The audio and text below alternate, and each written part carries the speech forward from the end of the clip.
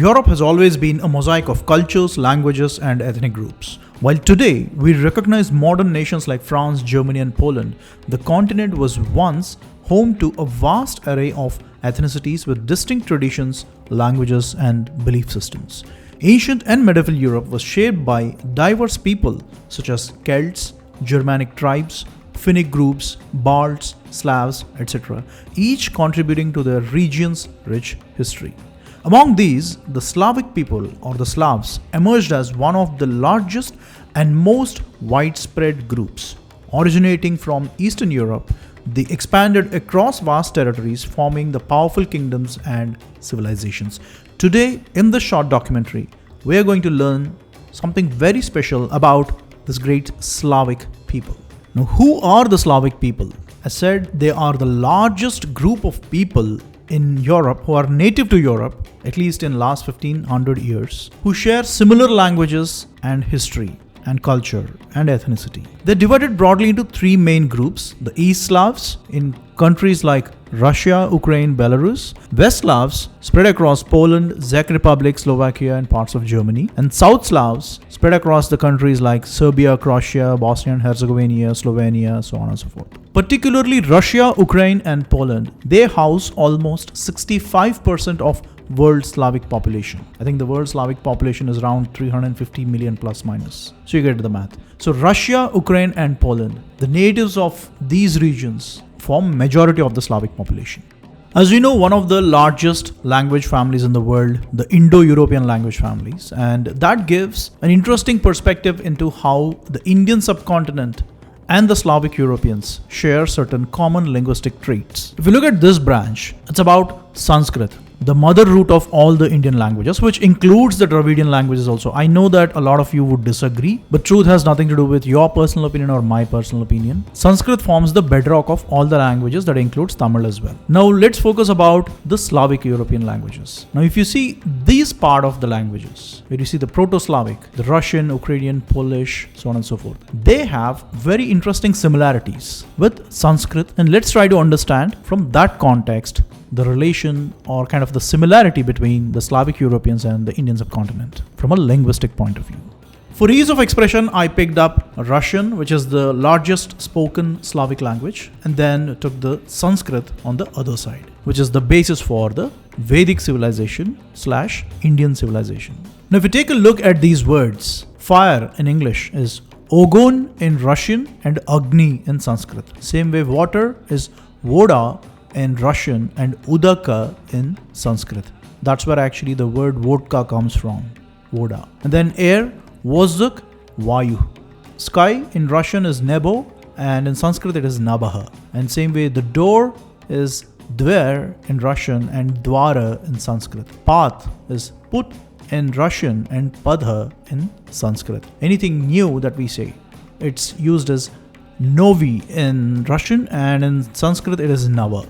Same way death, Mortyo and Mrityu. Tooth, Dent, Dant. They're pretty similar. I'm not saying that Russian and Sanskrit are exactly same. That's absolutely not the point. They have common root. Now, certain politically and religiously motivated people will forcefully bring in the Proto-Indo-European and all that nonsense. That's a different story. I'll not get into that. My only point is Slavic and the Vedic civilizations have very similar linguistic traits, if I can put it that way. Now let's get to the name of Slavic itself. What is the meaning of Slavic? Slava in Russia means great or glorious. Same way, Shravaha in Sanskrit means to glory or great, a honorific word, so to speak. So the word Slavic and Shravaha also share similar linguistic aspect, which is the meaning. It means the glory. That is the reason at the very beginning I said the great Slavic people. Well, the name itself means that Slava means great. The Russian word for God is Bog, B-O-G, Bog. And the Sanskritam word is Bhaga. They share a striking similarity due to their Indo-European linguistic roots. In Sanskritam, Bhaga means divine, fortunate or lord. And in Russian, Bog means God, divine, anything of the higher power, likes of it. This is yet another example of how Slavic and Vedic languages have a similar way of conceptualizing divinity as a giver of fortune, showcasing the deep linguistic and cultural ties with ancient Indo-European family of languages. When you talk about religion or culture, about Europe and Russia or the northern parts of Asia, what comes to mind? People think of it as a Christian side of the world, right? That's fundamentally incorrect, because Christianity is born in, or rather was born in, the Middle East, and it expanded to Europe, or rather forcefully imposed on Europe. Europe had a lot of native cultures. It has been a tapestry of rich cultures and traditions and languages locally. Christianity is forcefully imposed on Europe in the last 1500 years. Slavic people had their own specific religion, their gods, their folklore, their rituals, their traditions, everything. Now, a simple question that we need to ask is, the Slavs and the Indian civilization are linguistically connected, geographically connected by land. So common sense puts up the simple question that, are we culturally connected also? Let's try to find it out. But before that, just one important thing. I make videos for people who are genuinely interested in learning a subject, and I never intend to make content to satisfy the ego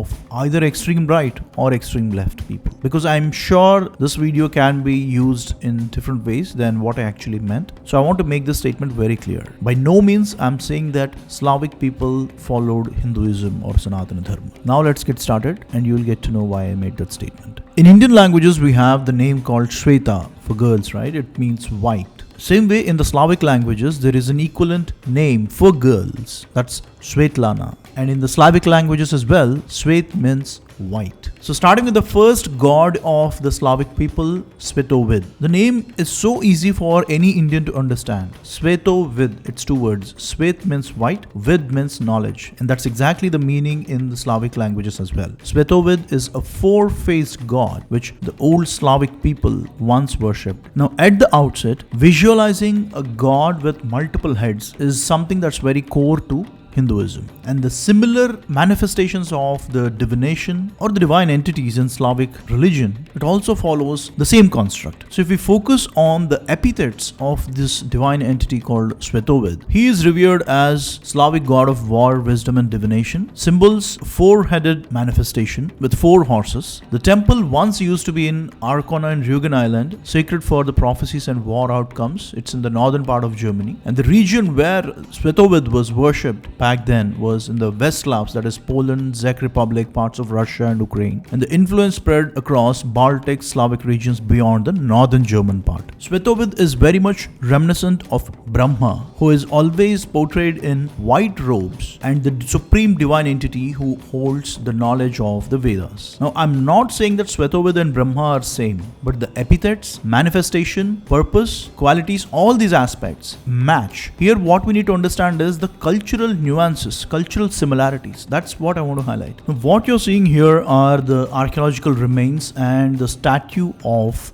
Svetovid that was once worshipped, and then later with the Christian destruction of Europe, all the idol worshippers were literally persecuted, or the religion is imposed on them in a very violent manner. So in the rightmost part, what you're seeing is a depiction of how the temple was back then, where people, the Slavic people, worshipping Svetovid, the four-faced god. And here you see the idol that is still preserved. And the only difference between Europe and India is after invasions, the idols of the native gods of Europe went to museums, but the idols of Bharat were luckily still worshipped in the temples. You understand the difference? The second god in the Slavic pantheon is Perun. Here there is no nuance. It is exactly the same god. Varuna Deva in Vedic culture is Perun in Slavic culture. Perun was the highest god in the Slavic pantheon, revered as the god of thunder, lightning, war and justice. He was often depicted as a mighty warrior with a fiery axe.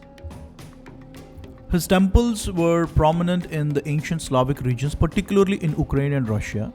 Regions where Perun or Varuna was worshipped in the Slavic culture was Poland, Ukraine, Russia, Belarus, and Near East Slavic regions. Influence of Perun as a god in the Slavic world, as the protector of the heavens, warrior god associated with the storms and wars similar to Thor and Zeus. By the way, Thor and Zeus is also a shared epithet of the Vedic gods, the Norse gods, and the native European gods, the Greek gods, the Slavic gods. It's all connected. In this video, I'm just focusing only on the Slavic gods. In the next videos, videos, I will open up more on the native European gods. Up next is Mokosh. Mokosh was a major goddess in Slavic mythology, associated with earth, fertility, water, and women's fate. She was revered as a protector of women, overseeing childbirth, spinning, and weaving. The word Mokosh definitely sounds very similar to moksha, but it has nothing to do with that word. Rather, it is a manifestation which is similar to Bhudevi in Sanatana Dharma. Another Slavic god is Zorya. At the outset, it appears like Surya, which is correct to a certain extent, but not exactly. Zorya is actually a trio of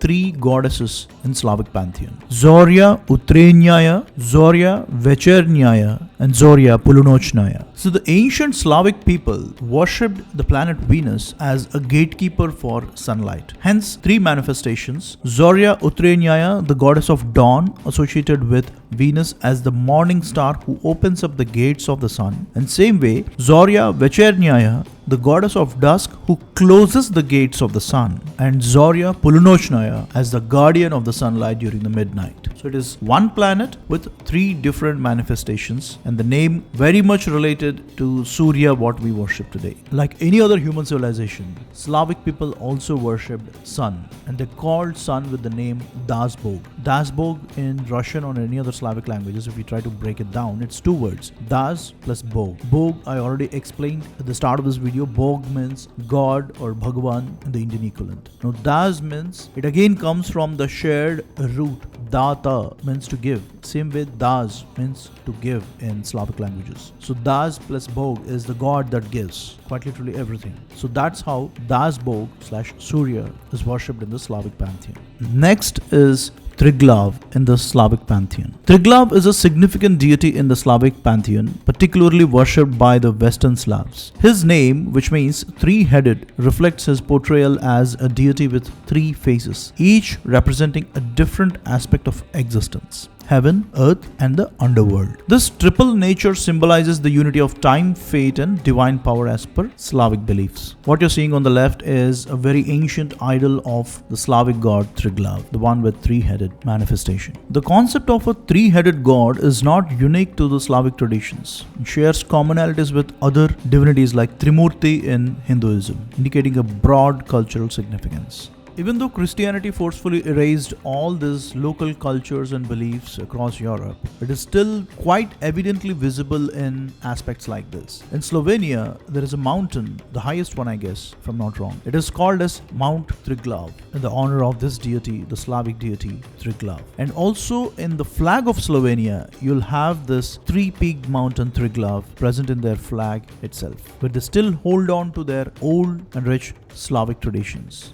Like this, there are many Slavic gods in the Slavic pantheon: the supreme deities, gods of nature and elements, gods of war, wisdom and protection, gods of love, fertility and underworld. Like this, there are many gods in Slavic pantheon that has very close cultural, linguistic and divine epithets, very common with the Vedic Hinduism and the Slavic pantheon. Now again, I repeat, I'm not saying that the Slavs followed Hinduism. That's not my point at all. But the cultural similarities are very much visible and as clear as day, that it has been a shared culture throughout.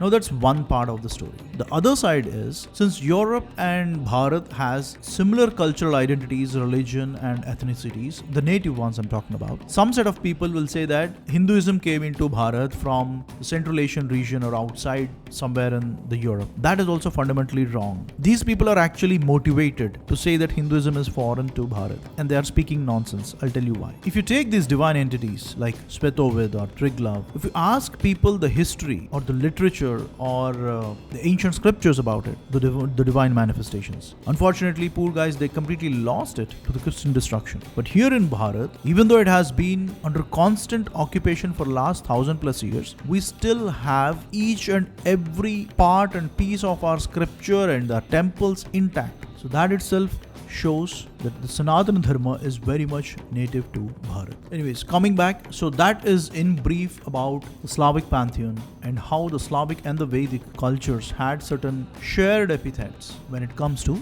divine manifestations.